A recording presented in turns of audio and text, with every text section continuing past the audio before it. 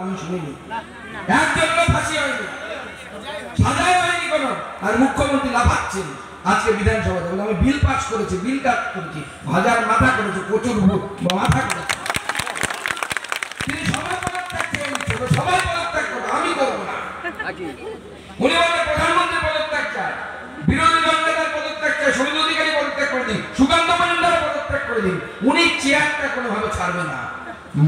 দেহত্যাগ না করলে মমতা বন্দ্যোপাধ্যায় পদত্যাগ করবে না। সেই সময়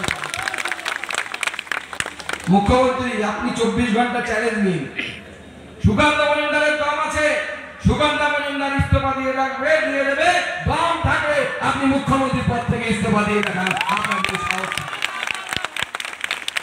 কিন্তু আপনি করবেন না, কারণ কি আপনাকে পদের মোহ পেয়ে বসেছে। আপনি যে মমতা বন্দ্যোপাধ্যায় যিনি বলতেন যে একটা খুন হলে, যখন আপনি বিরোধী দলের নেত্রী ছিলেন তখন বলতেন একটি খুন হলে, একটি ধর্ষণ হলে তার দায় রাজ্য সরকারের। তাই আজকে কলকাতার তিলোত্তম হোক বা আমার জেলার সেই আদিবাসী 13 বছরের মেয়েটি হোক, কালকে শরৎদা বলছিলেন, আমি দেখতে গেছিলাম হসপিটালে, কান্না পাচ্ছিল।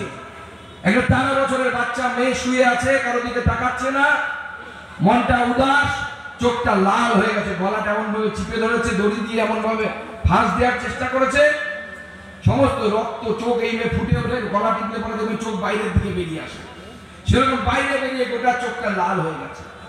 গ্রামে গেলাম যখন, গ্রামে লোক বলছে যে এটা প্রথমবার নয়, এটা 3 বার না 4 বার। আপনারা শুনলে অবাক হয়ে যাবেন, লজ্জায় মাথা হেড হয়ে যাচ্ছে। এই যে ছেলেটি প্রিয়নাথ রাজবংশী, সে 20 সালে এক মহিলার ঘরে ঢুকে তার শ্লীলতাহানি করে, তার লিখিত অভিযোগ আছে। আমি প্রশ্ন করতে চাই এই অপরাধ এসপি কে, যিনি তৃণমূল কংগ্রেসের নেতাদের চাকর হয়ে বসে থাকেন, যার পুলিশ গণনা চলাকালীন, লোকসভা ভোটের গণনা চলছে, সেই গণনা চলাকালীন বালুরঘাট মিউনিসিপ্যালিটির চেয়ারম্যান যে 10 লক্ষ টাকা চুরি করেছে ছোটটা, আর গঙ্গারামপুর মিউনিসিপ্যালিটির চেয়ারম্যান বিপ্লব মিত্রের সাদের ভাই, এরা গণনা কেন্দ্রের মধ্যে ঢুকে গেছিল। কোন সাহসে গণনা কেন্দ্রের মধ্যে ঢুকে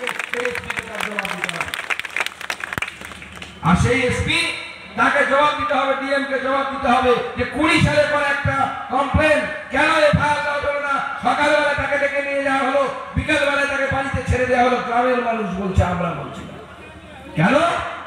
বিপ্লব মিত্রের ফোন এসেছিল বলে। আজকে যদি বিপ্লব মিত্রের বাড়ির কোনো মহিলার সাথে এই ধরনের ঘটনা ঘটতো, বিপ্লব বাবুকে এটা করতে পারতেন, বা তৃণমূল কংগ্রেসের নেতারা করতে পারতেন, বাঁচানোর চেষ্টা করতেন আমার বুথ সভাপতির কোন আত্মীয়কে, নিজের বুথ সভাপতির আত্মীয়কে। আমরা বলছি যদি ভারতীয় জনতা পার্টির বুথ সভাপতি হতো বা প্রাক্তন বুথ সভাপতি হতো, আমরা দাবি করতাম যে অপরাধীর ফাঁসি হোক, তাকে ফাঁসি কাটে ঝোলানো, এটা ভারতীয় জনতা পার্টি।